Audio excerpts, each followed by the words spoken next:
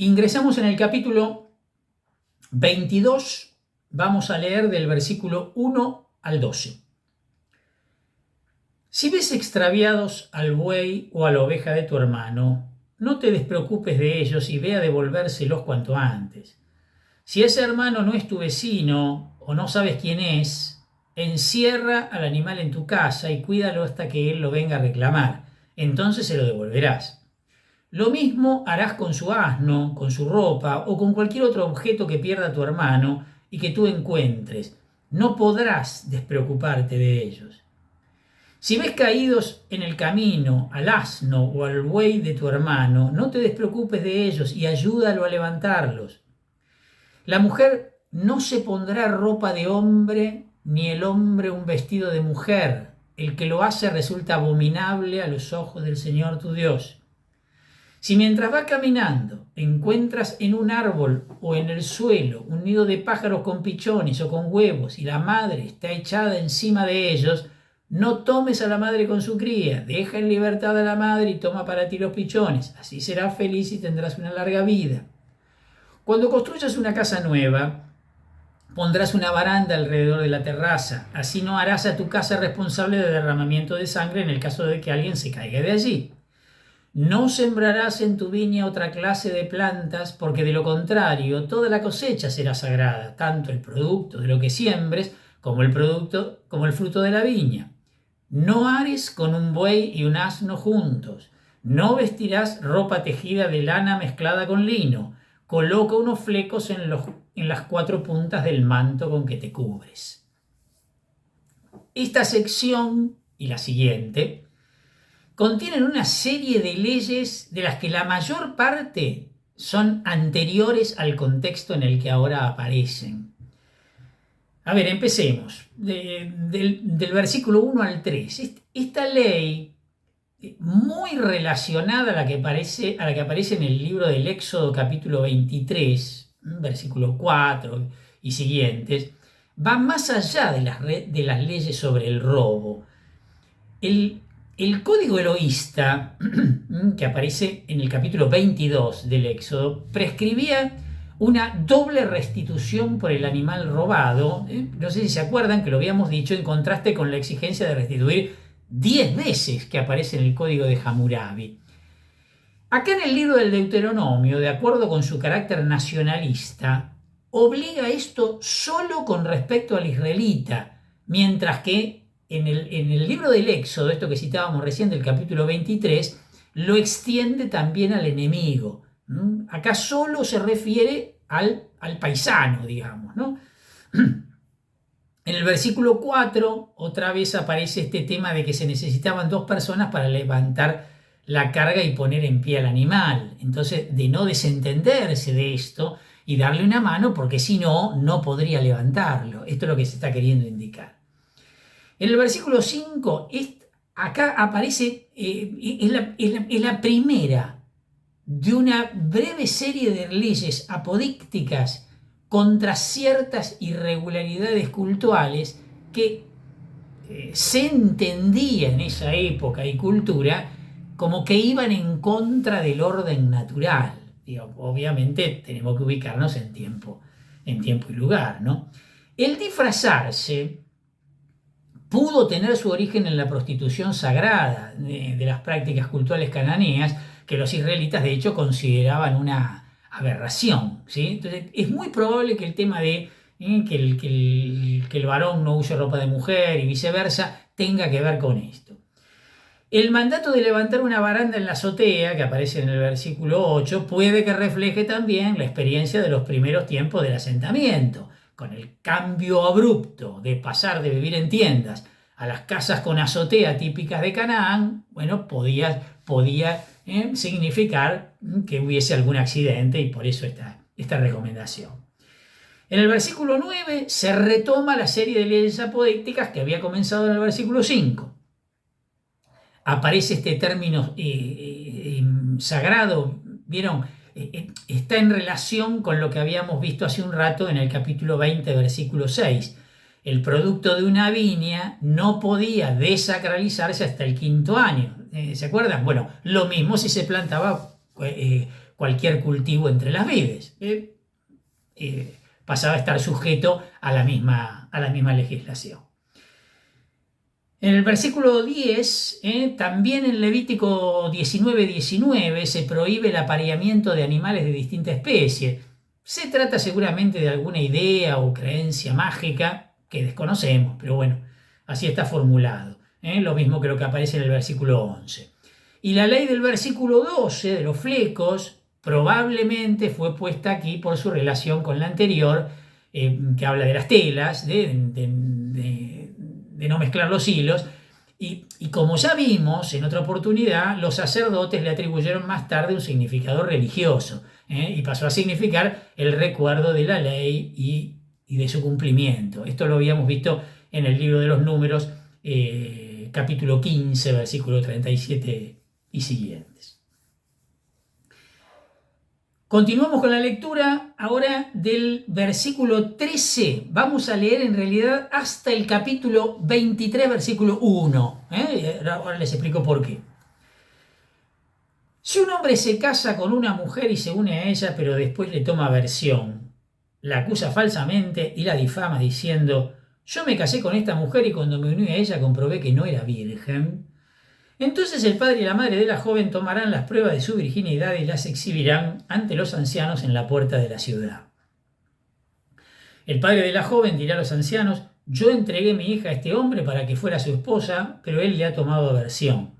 Y ahora la acusa falsamente declarando que no encontró en ella las señales de la virginidad. Aquí están las pruebas de que mi hija era realmente virgen. Y enseguida extenderán la sábana nupcial ante los ancianos de la ciudad. Entonces estos tomarán al hombre y lo castigarán por haber difamado a una virgen israelita, condenándolo además a pagar 100 siclos de plata que entregarán al padre de la joven.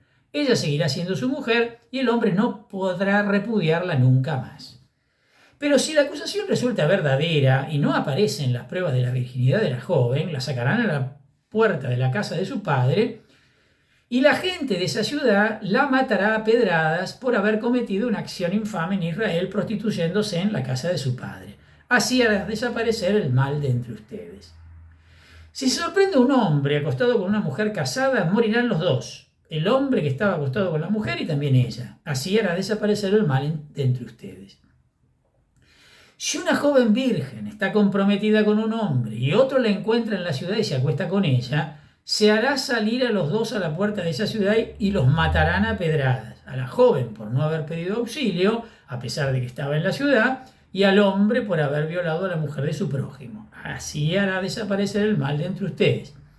Pero si el hombre encuentra en el campo a la joven comprometida y se acuesta con ella por la fuerza, solo morirá el hombre que se acostó con ella.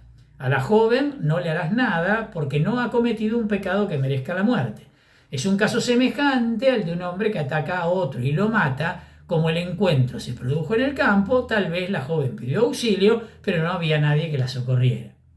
Si un hombre encuentra a una joven virgen que no está comprometida, la toma por la fuerza y se acuesta con ella y son sorprendidos, el hombre que se acostó con ella deberá pagar al padre de la joven 50 siclos de plata y ella será su mujer. Nunca podrá repudiarla porque él la violó. Ahí termina el capítulo 22. Pero vamos a seguir leyendo el versículo 1 del 23. Ningún hombre tomará como esposa a una mujer de su padre, ni descubrirá el borde de la manta de su padre. Nos encontramos acá ante 4 leyes casuísticas en defensa de la mujer agraviada, contra el adulterio y la seducción. Y a estas le sumamos también la primera de una serie de breves leyes apodícticas, la del versículo 1, capítulo 23, porque en realidad pertenece al mismo tema. Si bien tiene una formulación distinta, al igual que las que siguen en el capítulo 23, pero el tema corresponde a lo anterior. ¿Vieron en el versículo 13 que dice le toma aversión? Bueno, literalmente dice la odia. Se trata de un término técnico para designar la posibilidad del divorcio, ¿no? Ya lo veremos también en el capítulo 24.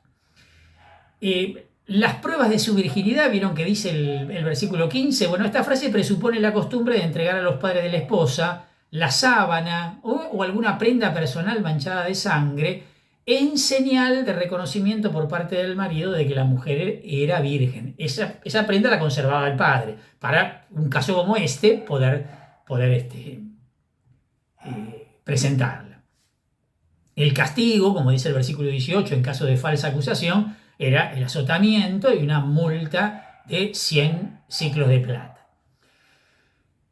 Respecto de lo que dice el versículo 21, según Génesis 38-24, ¿se acuerdan del relato de Judá y Tamar? Bueno, la pena por este delito era el ser quemada viva.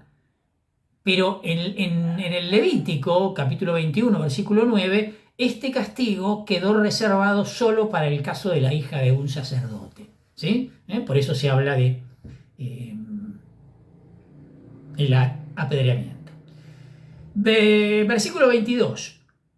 La segunda ley sobre el adulterio, que obviamente ya estaba prohibido en el Decálogo, capítulo 5 del Deuteronomio, capítulo 20 del Éxodo, establece la pena de muerte para los dos, tanto acá, en el libro del Deuteronomio, como también en el texto que aparece en el Levítico, capítulo 20, versículo 10. Según el código de Hammurabi, ambos eran ahogados, ¿sí? Y las leyes asirias prescribían también la pena de muerte contra el adulterio. Otra vez nos encontramos con una legislación similar a la de los pueblos vecinos. En los versículos 23 al 27, la tercera ley determina que la violación de una joven prometida, pero todavía no casada, también era castigada con la muerte. La acción era considerada, igual que en el caso anterior, más como un delito contra el prójimo que como una falta sexual. En realidad el delito consistía en que se avasallaba el derecho de otro varón. ¿Sí? Este era el problema, no era un delito de índole sexual. La misma distinción en la ciudad y en el campo como base para juzgar sobre la presunta complicidad o inocencia de la mujer también aparece en la legislación asiria que imponía la muerte. En el versículo 28, la cuarta ley se refiere a la violación de una joven no comprometida en este caso. El castigo consistía en el pago de 50 ciclos de plata y la obligación de casarse con la mujer con la eliminación, esto es importante, de la posibilidad del divorcio. No podía repudiarla. La ley del libro de la alianza, en el Éxodo capítulo 22, imponía, ¿se acuerdan? El pago de la dote, que se llamaba el mohar, y la obligación, igualmente que acá, de casarse con ella. Y por último, la del versículo 1 del capítulo 23, como ya dijimos, por su forma pertenece a las leyes que siguen, pero por el contenido pertenece a este grupo. La prohibición va dirigida no contra el incesto, sino contra la posesión de una de las concubinas del padre. A ver, esto suponía, al menos en el caso del hijo de un rey, una pretensión en la sucesión del trono, como de hecho lo vamos a encontrar en el caso de la sucesión de David que habíamos comentado antes, ¿no? Además, se acuerdan que habíamos dicho hace un ratito que el tema de la poligamia no era frecuente, pero sí lo era en el caso de que tuviera posibilidad económica de mantención. Y de hecho, en el caso de los reyes, esto se podía dar sin duda, ¿no? Esta además, acuérdense, fue la falta por la que Rubén fue castigado con la pérdida de los derechos de primogenitura. ¿Se acuerdan? En la referencia que aparece en el libro del Génesis, capítulo 35, versículo 22, y luego en las bendiciones en el testamento de Jacob, en el capítulo 49 del libro del Génesis, versículos 3 y 4. Leo ahora del capítulo 23, del versículo 2 al 9. El que tenga los testículos mutilados o el pene cortado no será admitido en la asamblea del Señor. El bastardo no será admitido en la asamblea del Señor, ni siquiera en la 10ª generación. El amonita y el moabita no serán jamás admitidos en la asamblea del Señor, ni siquiera en la 10ª generación, porque ellos no se adelantaron para ofrecerles agua y alimento cuando ustedes iban por el camino a la salida de Egipto, y porque Moab contrató a Balaam, hijo de Beor, que era de Petor, en Aram Naharaim, a fin de que te maldijera. Pero el Señor tu Dios no quiso escuchar a Balaam, sino que cambió la maldición en bendición, porque Él te ama. Por eso, mientras vivas, nunca busques su prosperidad y su bienestar. En cambio, no consideres abominable al edomita, porque es tu hermano, ni tampoco al egipcio, porque tú fuiste huésped en su país. A partir de la tercera generación, sus descendientes podrán ser admitidos en la asamblea del Señor. Esta breve lista de 5 normas, otra vez apodícticas, es probablemente un fragmento de una lista más larga que determina las condiciones para participar o no de la gran asamblea de la anfictionía, de la confederación de las tribus.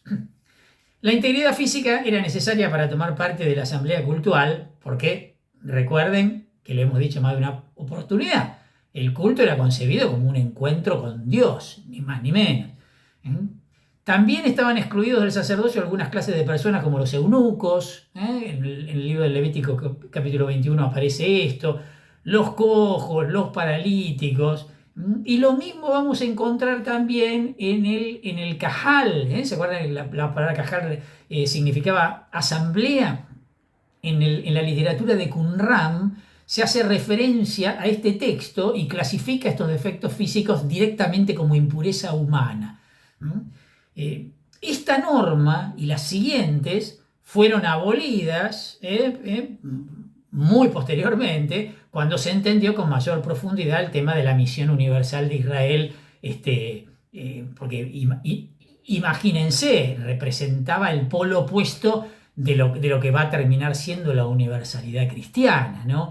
Especialmente en los profetas. Otra vez tenemos que citar el segundo y tercer Isaías en particular, con esta apertura de la misión que para ellos tiene Israel de llevar la salvación a todas las naciones, ¿no? Porque al ser Yahvé el único Dios, justamente no podía salvar solo a Israel, sino que esto va a ser tomado de lleno por el Nuevo Testamento. Además, recuerden por ejemplo, ¿no? En el Evangelio de Lucas, capítulo 14, versículo 31, en el marco del banquete, de la parábola del banquete, dice: a su regreso el sirviente contó todo esto al dueño de casa, irritado, se refiere a los que se excusaron, ¿no?, de venir al banquete, le dijo: recorre enseguida las plazas y las calles de la ciudad y trae aquí a los pobres, a los lisiados, a los ciegos, a los paralíticos, justamente, ¿no? Dándoles la bienvenida en el reino, ¿sí? Bueno, y qué sé yo, y recuerden el texto del libro de los Hechos, capítulo 8, cuando Felipe se encuentra con un eunuco y le anuncia el evangelio le explica la escritura y es bautizado el eunuco, o sea que evidentemente esto quedó totalmente superado. En el versículo 3 habla del amonita y del moabita. Bueno, los forasteros de origen amonita o moabita estaban excluidos para siempre y definitivamente por razones históricas y por los acontecimientos, además, que se citan acá. ¿Se acuerdan del libro de los Números, capítulo 22 al 24, de la historia de la historia de Balaam con la burra, ¿sí? Que se cita explícitamente? Este rechazo de estos pueblos fue interpretado todavía más estrictamente en el periodo posterior al destierro, ¿no? En la época de Nehemías. Por el contrario, en el versículo 8, los edomitas, acuérdense, Esaú, hermano de Jacob, era considerado como el antepasado de los edomitas, y también aparece esta excepción del pueblo egipcio en recuerdo de no tanto de la esclavitud, sino en recuerdo de en la época de José, que habían sido huéspedes en Egipto, ¿no? Por lo menos es lo que da a entender el texto.